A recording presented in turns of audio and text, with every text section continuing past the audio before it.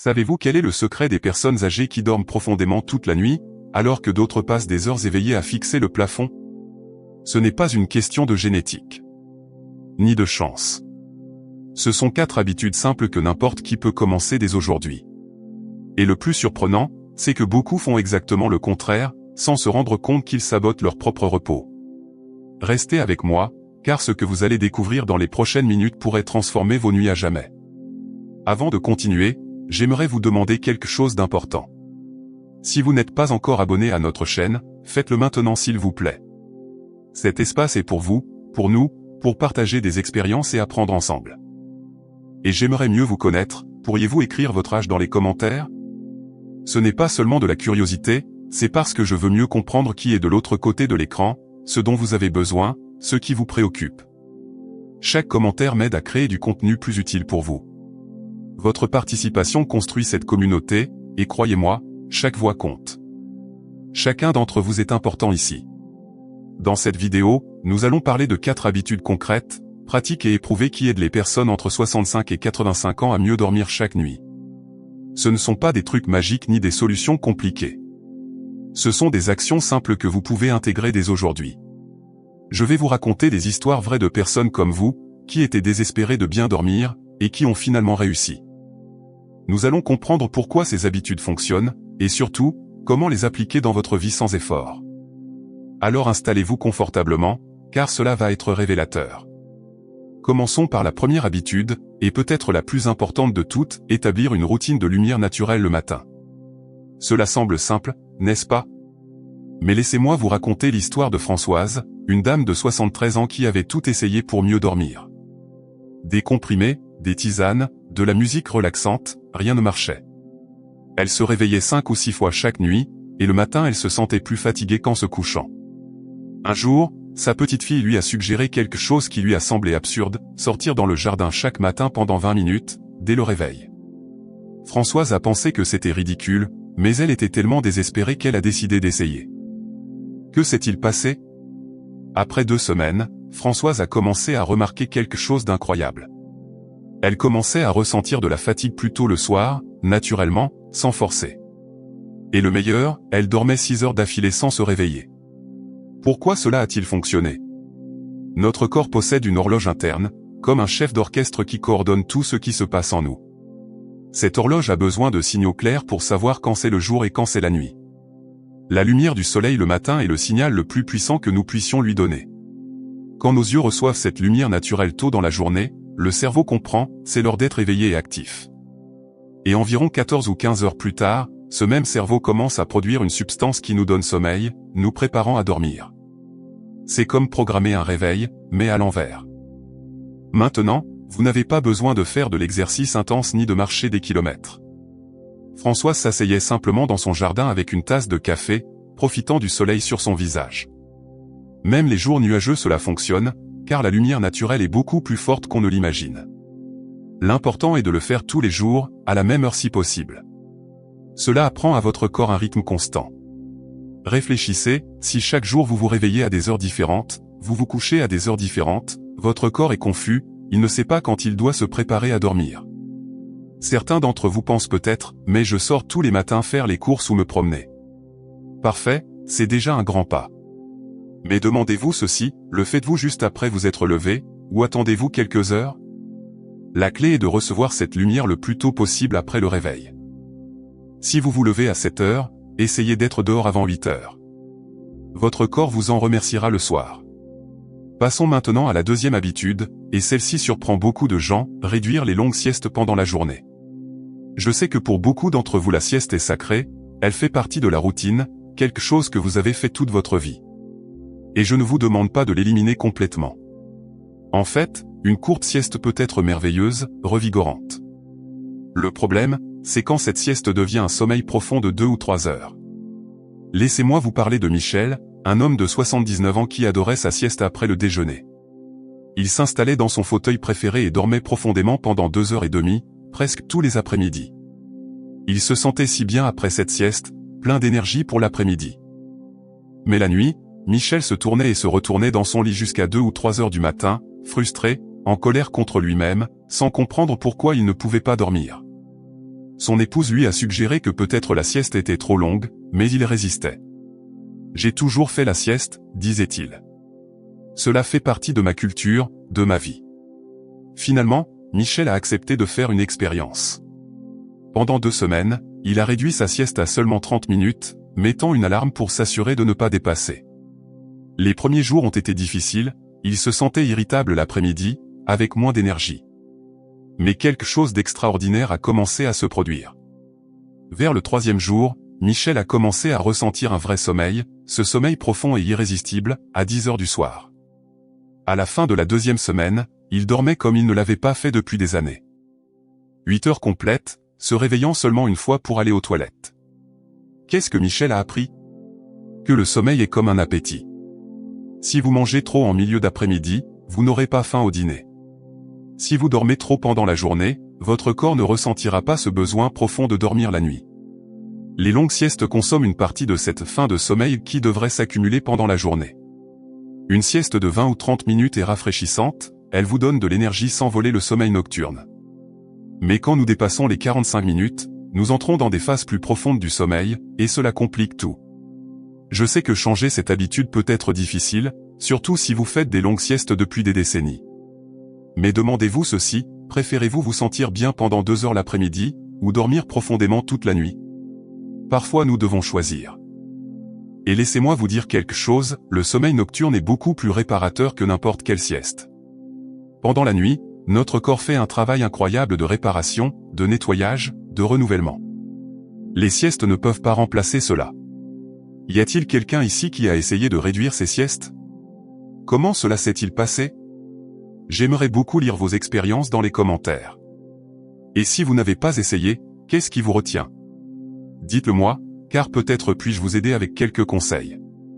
Nous arrivons maintenant à la 3e habitude, et celle-ci est liée à quelque chose que nous faisons tous sans y penser, le dîner.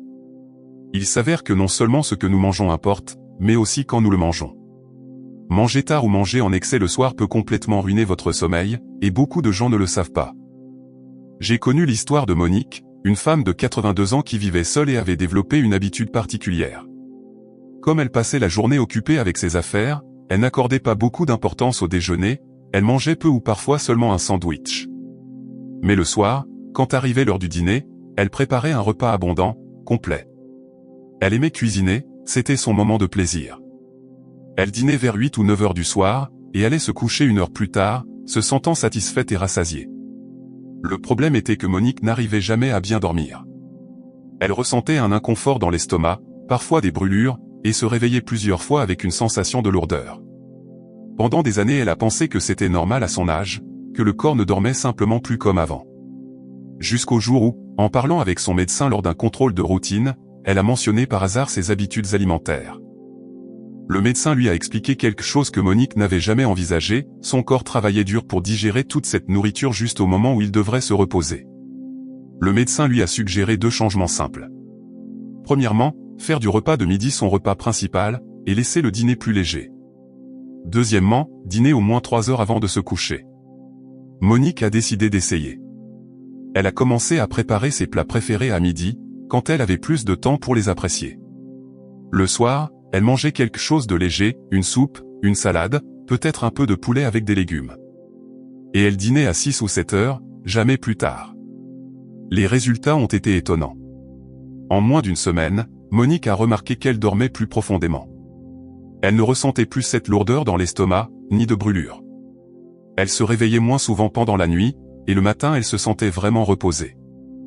Elle n'arrivait pas à croire que quelque chose d'aussi simple avait fait une telle différence. Pourquoi cela fonctionne-t-il? Quand nous mangeons, surtout des repas copieux et lourds, notre corps doit travailler intensément pour tout digérer. La température corporelle monte, le système digestif est actif, tout est en mode alerte. Mais pour bien dormir, notre corps a besoin exactement du contraire, il a besoin d'être tranquille, détendu, avec la température qui baisse légèrement. Si nous lui demandons de digérer et de dormir en même temps, il ne peut tout simplement pas bien faire ni l'un ni l'autre. De plus, quand nous mangeons tard, surtout des aliments gras ou très épicés, le risque de brûlure et de reflux augmente. Imaginez être allongé avec l'estomac plein de nourriture. La gravité n'aide plus à maintenir tout en place, et les acides peuvent remonter, causant cette sensation terrible que beaucoup connaissent bien. 3 heures avant de dormir donnent à votre corps le temps de faire la majeure partie du travail digestif pendant que vous êtes encore éveillé et actif. Certains d'entre vous ont peut-être des horaires différents, ou vivent dans des endroits où l'on a l'habitude de dîner plus tard. Pas de problème. L'important est de respecter ces 3 heures entre le dîner et le moment du coucher. Si vous vous couchez à 11 heures, dînez à 8 heures. Si vous vous couchez à 10 heures, dînez à 7 heures. Et essayez que ce dîner soit léger, doux pour votre estomac. Avant de continuer avec la 4e habitude, je voudrais vous demander quelque chose. Si cette vidéo vous aide, si vous trouvez de la valeur dans ce que nous partageons, s'il vous plaît mettez un like, abonnez-vous à la chaîne si vous ne l'avez pas encore fait, et partagez cette vidéo avec quelqu'un que vous connaissez qui a des problèmes pour dormir. Vous ne savez pas à quel point cela compte pour moi et pour cette chaîne. Et plus important encore, laissez-moi un commentaire sincère. Racontez-moi ce qui fonctionne pour vous, ce qui vous pose problème, quelles questions vous avez. Je m'engage à lire chaque commentaire et à répondre autant que possible. Cette communauté grandit grâce à vous, grâce à votre participation authentique. Alors ne soyez pas timide, écrivez ne serait-ce que quelques mots. Votre voix compte ici. Maintenant oui, passons à la 4e et dernière habitude, et celle-ci concerne la création de l'environnement parfait dans votre chambre. Je ne parle pas d'acheter des équipements coûteux ni de faire de gros investissements. Je parle de petits ajustements qui transforment complètement la qualité de votre repos. André, un homme de 70 ans, dormait dans la même chambre depuis plus de 30 ans. Il n'avait jamais vraiment prêté attention à l'environnement, c'était simplement l'endroit où il dormait. Il avait une lampe sur la table de nuit qu'il laissait allumer jusqu'à ce qu'il s'endorme. Son téléviseur était en face du lit, et il aimait s'endormir en le regardant. Les rideaux étaient fins, et le matin beaucoup de lumière entrait tôt. André passait ses nuits à se réveiller constamment, à se tourner, à ajuster l'oreiller, sans jamais trouver une position confortable. Un jour, son fils lui a offert des rideaux épais et occultants, de ceux qui bloquent complètement la lumière. André les a installés sans grande attente, mais cette même nuit il a remarqué quelque chose de différent. La chambre était complètement sombre, silencieuse, comme une grotte. Il s'est senti étrange au début, mais aussi étonnamment détendu. Il a décidé d'éteindre la lampe et la télévision, juste pour essayer. Cette nuit-là, il a dormi 5 heures d'affilée, quelque chose dont il ne se souvenait pas avoir fait depuis des années. Intrigué par ce changement, André a commencé à en apprendre davantage. Il a baissé la température de sa chambre de quelques degrés, il a découvert que dormir dans un environnement frais aidait. Il a acheté de nouveaux oreillers qui donnaient un meilleur soutien à sa nuque. Petit à petit, il a transformé sa chambre en sanctuaire du sommeil. Et les résultats ont été incroyables. Il a commencé à dormir 7 ou 8 heures complètes, se réveillant renouvelé et avec de l'énergie. Ce qu'André a découvert est quelque chose que la science a confirmé encore et encore, notre environnement affecte profondément notre sommeil. L'obscurité est fondamentale parce qu'elle dit à notre cerveau qu'il est temps de produire cette substance qui nous donne sommeil. Même une petite quantité de lumière, comme celle d'un réveil numérique ou la lumière qui passe sous la porte, peut interrompre ce processus. Notre cerveau est incroyablement sensible à la lumière. La température joue également un rôle crucial. Notre corps a besoin de baisser légèrement sa température pour bien dormir. Si la chambre est trop chaude, le corps a du mal à faire cet ajustement. La température idéale se situe entre 18 et 20 degrés, bien que cela varie un peu d'une personne à l'autre. L'important est qu'il ne fasse pas trop chaud. Le bruit est un autre facteur.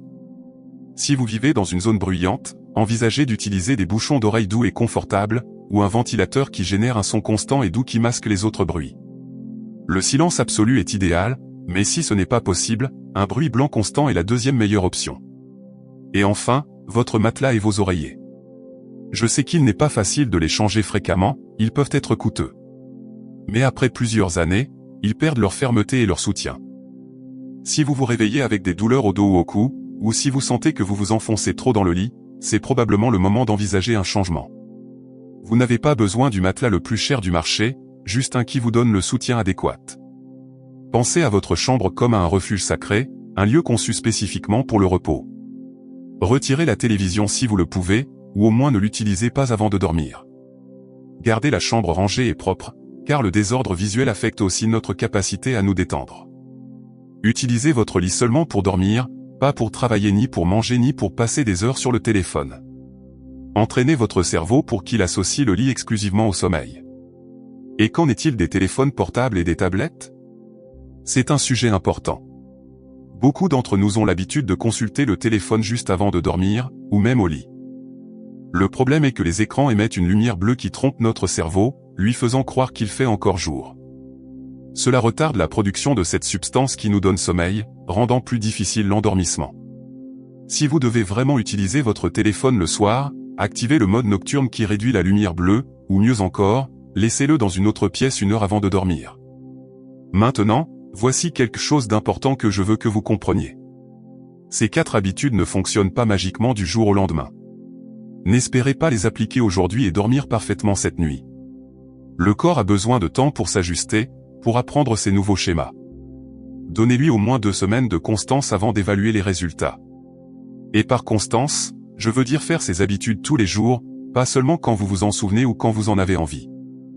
Françoise avec sa routine de lumière matinale, Michel avec ses courtes siestes, Monique avec ses dîners précoces et légers, André avec sa chambre parfaite, ils ont tous quelque chose en commun, ils ont été patients et constants. Ils n'ont pas abandonné après 3 jours. Ils ont compris qu'ils rééduquaient leur corps, lui enseignant une nouvelle façon de faire les choses. Et voici un autre point crucial, vous n'avez pas à mettre en place les 4 habitudes en même temps. En fait, je vous recommanderais de commencer par une seule, celle qui vous semble la plus facile ou la plus pertinente pour votre situation. Maîtrisez-la, faites-en une partie naturelle de votre routine, et seulement ensuite ajoutez la suivante. Tout changer d'un coup peut être écrasant et il est plus facile d'abandonner. Les petits pas constants gagnent toujours sur les grands changements temporaires. Peut-être que certains d'entre vous pensent, mais j'ai déjà tout essayé, rien ne fonctionne pour moi. Je comprends parfaitement. La frustration de passer une nuit de plus éveillé, à regarder l'horloge, à voir les heures passer, est terrible. Mais laissez-moi vous dire quelque chose en toute honnêteté, ces habitudes fonctionnent pour l'immense majorité des gens, à condition qu'elles soient appliquées correctement et avec patience. Si vous avez vraiment essayé tout cela pendant plusieurs semaines et que vous ne voyez toujours pas d'amélioration, alors oui, il serait temps de consulter un médecin. Il pourrait y avoir quelque chose de plus profond qui nécessite une attention professionnelle. Mais pour la plupart d'entre nous, le problème n'est pas médical. C'est simplement que nous avons développé des habitudes qui travaillent contre notre sommeil sans nous en rendre compte.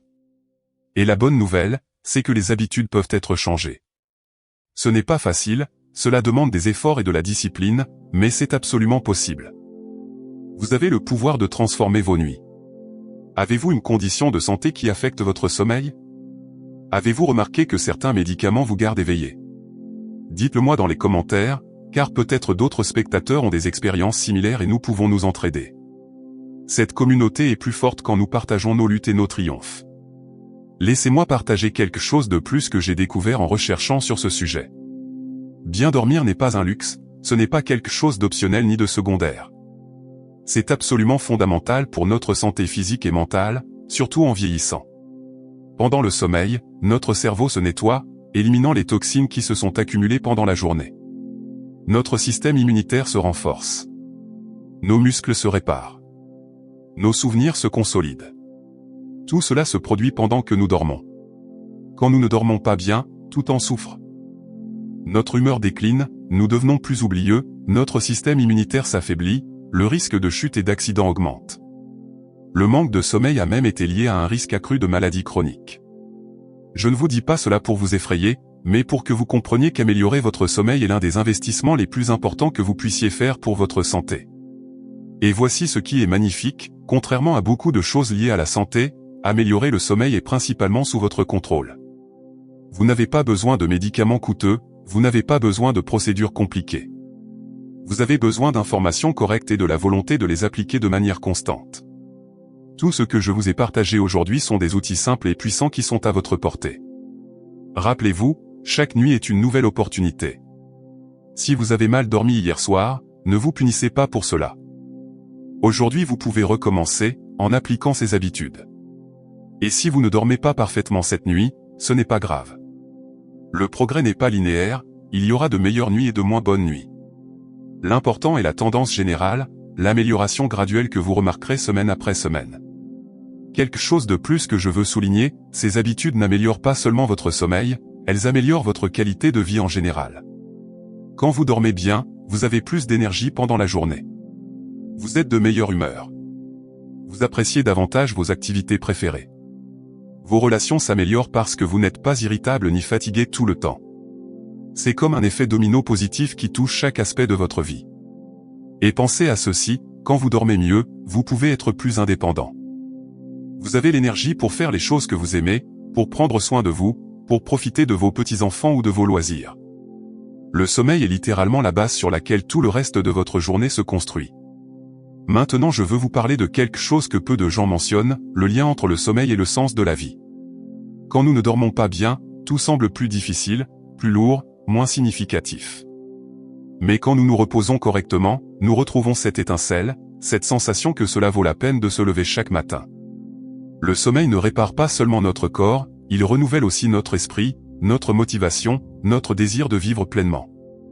J'ai reçu des messages de personnes qui me disent « Depuis que j'ai commencé à mieux dormir, je suis retourné à des activités que j'avais abandonnées. Je suis retourné à la lecture, à la cuisine, à sortir avec des amis. » Vous rendez-vous compte du pouvoir qu'a le sommeil? Ce n'est pas seulement une question d'être reposé, c'est une question de récupérer votre vie, votre énergie, votre joie. Alors, je vous invite à voir ces 4 habitudes non pas comme une tâche ennuyeuse ou comme quelque chose de plus que vous devez faire. Voyez-les comme un cadeau que vous vous offrez. Chaque fois que vous sortez pour recevoir la lumière du soleil le matin, chaque fois que vous vous levez d'une sieste avant qu'elle ne s'éternise, chaque fois que vous décidez de dîner tôt et léger, chaque fois que vous préparez votre chambre pour un bon repos, vous investissez en vous, en votre bien-être, en votre avenir. Et vous savez ce qui est le meilleur dans tout cela? C'est qu'en améliorant votre sommeil, vous devenez un exemple pour les autres. Vos enfants, vos petits-enfants, vos amis, tous vous verront et penseront, si elle peut le faire à 75 ans, moi aussi je peux. Vous ne transformez pas seulement votre vie, vous inspirez les autres à faire de même. Quand vous êtes arrivé sur cette vidéo, vous cherchiez peut-être des réponses, vous cherchiez quelque chose qui fonctionnerait enfin pour vos nuits agitées. J'espère vous avoir donné exactement cela. J'espère que vous voyez que la solution n'est pas dans les pilules ni dans des astuces compliquées, elle est dans la compréhension de comment fonctionne votre corps et dans le fait de travailler avec lui, pas contre lui. Elle est dans ces petits ajustements quotidiens qui, accumulés avec le temps, créent une transformation profonde et durable. Merci d'être ici avec moi jusqu'à la fin. Merci pour votre temps, pour votre attention, pour faire partie de cette communauté. Maintenant je veux que vous me racontiez quelque chose, après avoir vu cette vidéo, laquelle de ces 4 habitudes allez-vous mettre en place en premier? La lumière matinale, les courtes siestes, le dîner précoce, ou l'environnement de votre chambre? Écrivez-le dans les commentaires, j'aimerais beaucoup le savoir. Et si vous pratiquez déjà l'une de ces habitudes, racontez-moi comment cela se passe. Vos expériences peuvent inspirer d'autres spectateurs qui vivent la même chose. Si cette vidéo vous a aidé d'une quelconque manière, je vous demande de mettre un like, de vous abonner à la chaîne pour ne pas manquer plus de contenu comme celui-ci, et de la partager avec quelqu'un que vous connaissez qui a besoin de mieux dormir. Cela peut être un membre de la famille, un ami, un voisin. Votre geste peut changer les nuits de quelqu'un d'autre. Rappelez-vous, une bonne journée commence par une bonne nuit.